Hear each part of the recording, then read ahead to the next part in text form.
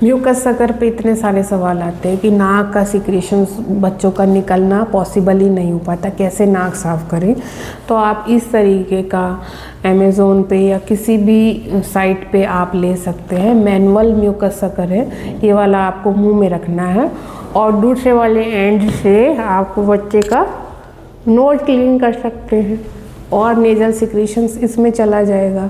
ये मैनुअल भी आता है, इलेक्ट्रिक भी आता है। मेरा मानना है कि आपको मैनुअल लेना चाहिए, बच्चे का नाक साफ़ करना इजीली रहेगा। लेकिन ये यूज़ करने से पहले बच्चों को नेज़ो क्लियर ज़रूर डालना है, सो दैट बच्चों के नाक ड्राई को सक्शन नहीं करें, वरना इंजरी हो सकती है।